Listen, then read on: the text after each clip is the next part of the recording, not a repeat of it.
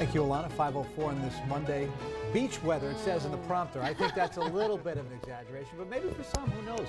Chief Meteorologist Jeff Desnoyers joining us now live in the Weather Center. At one point, Jeff, it did feel unbelievably warm out there. It did, and you know what? It's never felt this warm for February 1st ever. It's a record? It's a record in Providence. Right. And this record-setting day started early this morning when temperatures jumped up, and that was when I was driving to Oswegatchie Elementary School in Waterford, Connecticut. Oswegatchie Elementary School. Great place to go because a young lady by the name of Carrie Edwards, she is the teacher, and she went to high school with me, and then she saw that I was in TV and said, hey, why don't you come to my school and talk to the students? So we did, and I got there today, and it was really fun. We had a great time because we read a book called Groundhog, and we talked about Groundhog Day, which is my favorite day of the year, and we were talking about what the groundhog would do tomorrow. Would the groundhog see a shadow, jump back in the hole, or would the groundhog not see the shadow and just kind of hang out? And if that happens, that means the groundhog's forecasting premature spring, we'll call it, 6 weeks early. So the students got to make a forecast, and 12 of them out of the 17 said that winter would come in 6 weeks like it should.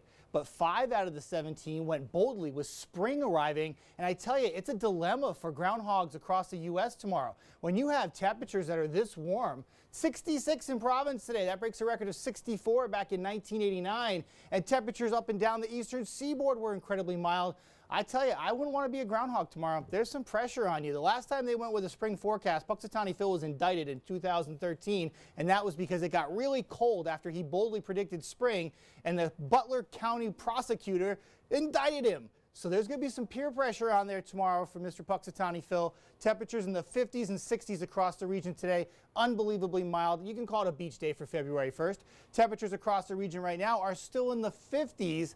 But we do have a front passing through, and that front has just a little bit of moisture with it that we are dealing with some rain showers. It is a cold front, and these rain showers will kind of move across the area during the evening, and they'll mainly be confined to coastal locations. And you would think cold front, February 1st, there's got to be some big changes coming tomorrow.